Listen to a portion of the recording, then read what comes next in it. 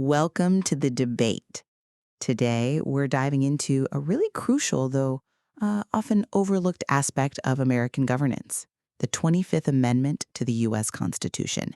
It was ratified back in 1967, and it did a lot to clear up long-standing confusion about presidential succession and, importantly, presidential inability. Now, we've seen parts of it used successfully, like for planned medical procedures, these voluntary transfers of power. But the core mechanism for involuntary disability, Section 4, well, that's never actually been invoked. So the central question for us today is pretty critical. Is the 25th Amendment, especially that Section 4, still a robust and functional safeguard? Does it hold up against modern political pressures and, frankly, security vulnerabilities?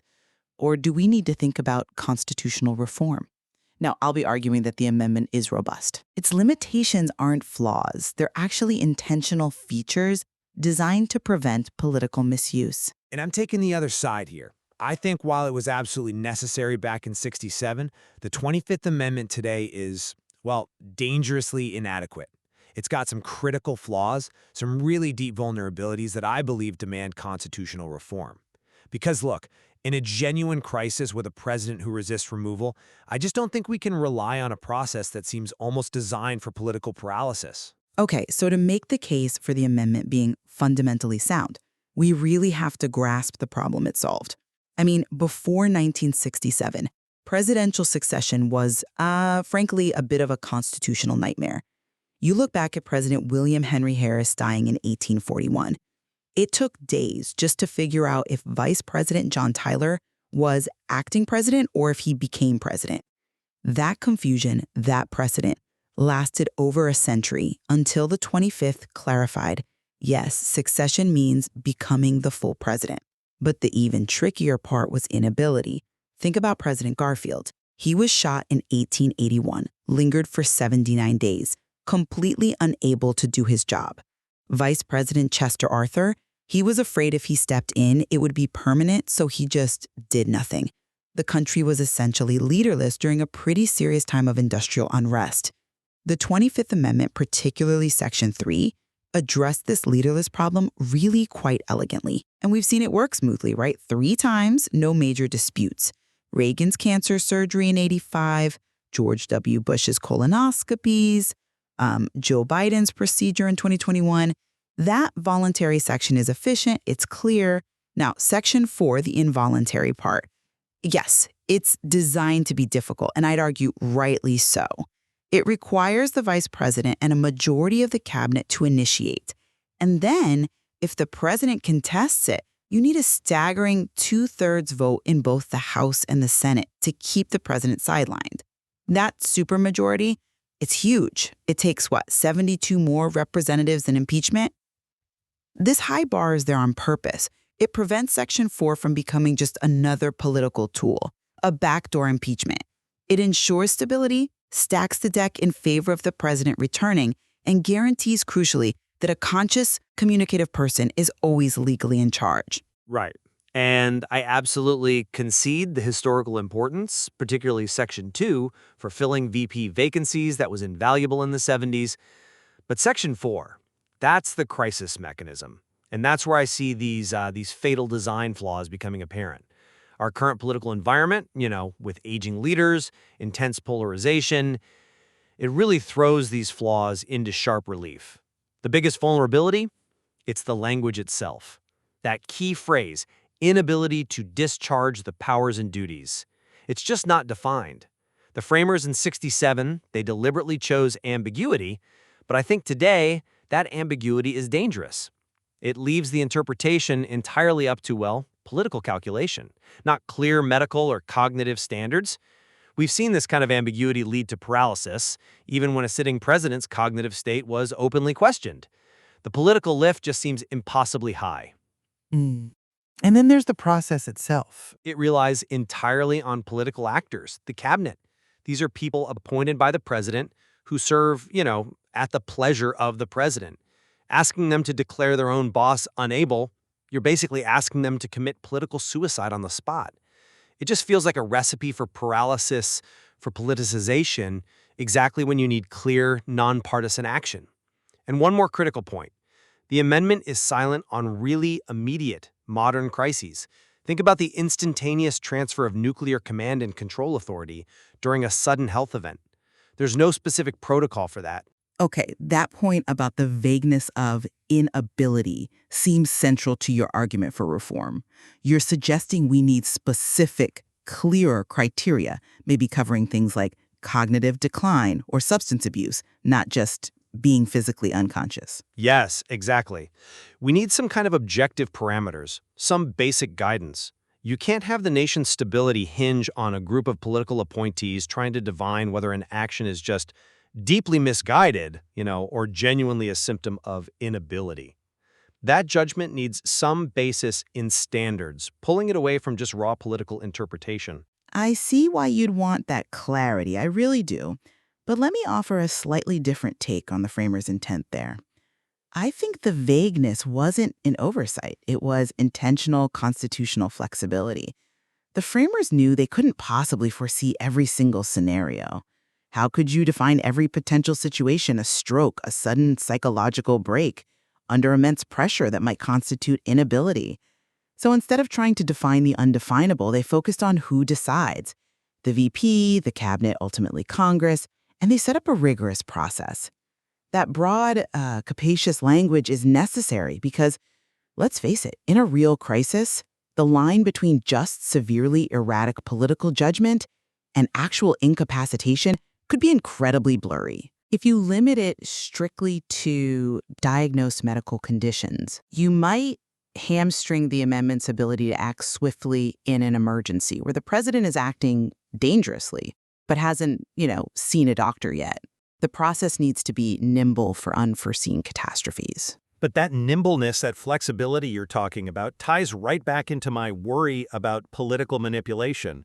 If the standard is that vague, doesn't the political survival instinct of the cabinet effectively become the only standard that matters, regardless of the president's actual condition? Well, that brings us to the second point of contention, doesn't it? The structural protections against exactly that kind of political pressure. The two-thirds vote is one major hurdle, obviously. But the legislative history around Section 4 offers another shield. Senator Birch Bayh, who sponsored the amendment, was quite clear, and Senator Allott confirmed this, that if a president contests the cabinet and VP's action, the vice president remains acting president during that initial 4-day waiting period before the president can try to reclaim power. And that historical understanding is definitely key. I agree. But hold on, even with that 4-day window where the VP is acting, aren't you overlooking a much more immediate way the process could be derailed? The question of whether acting cabinet members count towards that majority threshold? Ah, yes, the acting officers issue. That's an interesting point, though. I might frame the implications slightly differently. Legal scholars definitely disagree on whether someone not confirmed by the Senate technically counts as a principal officer under the amendment's language. But functionally, I tend to agree with the argument that they probably shouldn't count. Exactly. Because if acting members do count, a president who's, let's say, out of control could potentially nullify Section 4 almost instantly, right? He could just fire key Senate-confirmed secretaries of state, attorney general, whomever might oppose him, and replace them overnight with loyal acting officials. If those non-confirmed loyalists get a vote, the president can effectively block the process through simple personnel changes. It becomes a massive loophole, potentially rendering Section 4 useless, regardless of that 4-day waiting period. This needs clarification, whether through reform or a definitive legal ruling, to preserve Section 4's intended check. You're raising a very serious interpretive question there. Absolutely. But I wonder if that structural vulnerability, while real, is maybe secondary to the intended use case of the clause. You argued earlier that the fear of political revenge, the fact that the president comes back within 21 days if Congress doesn't reach that supermajority, forces the VP and cabinet towards an action, towards erring on the side of restraint. You're saying this risk makes Section 4 practically unusable unless the president is, literally unconscious. I'm sorry, but I just don't see how the political system overcomes that chilling effect. The personal and political consequences for the VP and cabinet members if they try and fail are just too high. That fear means Section 4 probably won't be invoked in those gray areas. Progressive cognitive decline, maybe persistent substance abuse, erratic behavior that falls short of total incapacitation. The incentive structure pushes towards waiting, perhaps waiting for impeachment, or, grimly, just waiting for the president to leave office or pass away. Well, I'm not quite convinced by that line of reasoning, mainly because I think it misinterprets the fundamental purpose of Section 4. Its goal isn't the sustained removal of an inept or bad president. That's what impeachment for high crimes and misdemeanors is for. Section 4 is really designed for the instant, the irreparable, the time-sensitive emergency. Think about that extreme scenario, maybe the one you alluded to earlier, a president seemingly about to launch an unjustified nuclear attack, or issuing orders that are blatantly unconstitutional in an immediate, catastrophic way. In that kind of stark black and white crisis, the instantaneous transfer of power under Section 4 is really the only legal tool fast enough to stop the action. In that moment, the VP and cabinet might well be justified in taking that immense political risk, even knowing they might need to pursue impeachment immediately afterward to make the removal permanent. Why? Because the immediate need to, say, save the country outweighs the potential political fallout.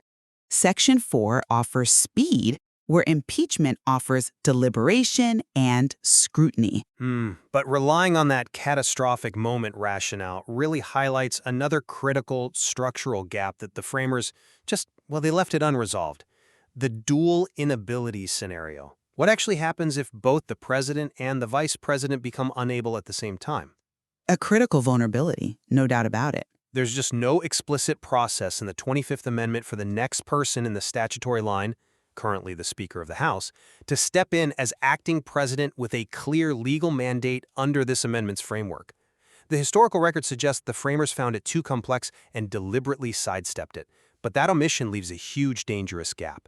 Think about a coordinated attack, a sudden disaster affecting both leaders. The succession system could completely break down at the top. That's a powerful argument, and the vulnerability is certainly real. But let me ask you this. Have you considered the potential unintended political consequences if we did try to solve the dual inability problem using the existing Section 4 model?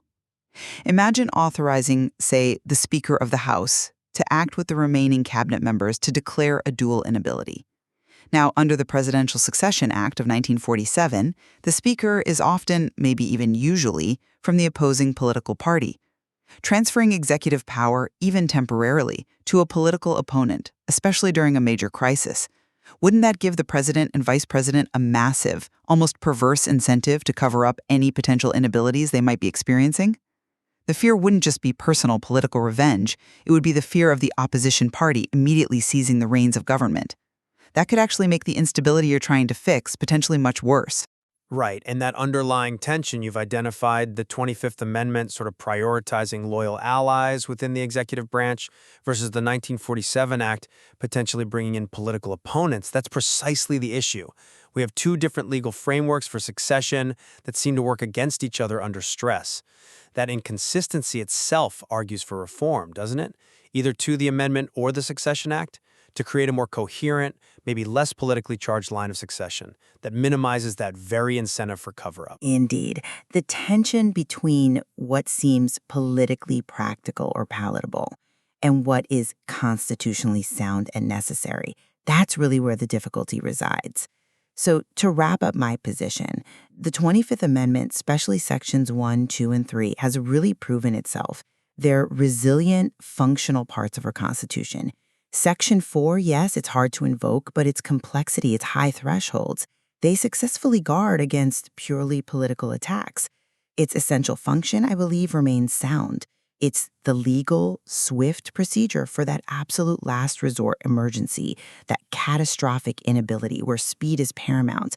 It's meant to be the rarely used fire extinguisher, not a tool for everyday governance issues. And conversely, my view is that the amendment, while historically vital, just isn't sufficiently equipped for today's challenges, the realities of modern crises, aging leadership, and our intense political polarization. Its reliance on these dangerously vague terms and the inherent political vulnerability of the cabinet. It means the very tool designed for crisis is likely to fail when it's needed most, especially in those difficult cases of a president who is resisting, but not, completely incapacitated. I believe reform is necessary to clarify the standards for inability, maybe establish more independent review mechanisms, and absolutely close critical gaps like that dual inability scenario. Well, I think our discussion today really highlights that the 25th Amendment isn't just some dry technical procedure. It's a deeply political instrument, constantly trying to balance speed, stability, and constitutional checks within the unique pressures of the executive branch. Exactly. And understanding those inherent structural tensions, that necessary friction between constitutional design and political reality, is crucial, I think, for appreciating the ongoing challenges of presidential governments and ultimately for ensuring that if that moment of extreme crisis ever does arrive, our constitutional safeguards don't end up collapsing under their own weight.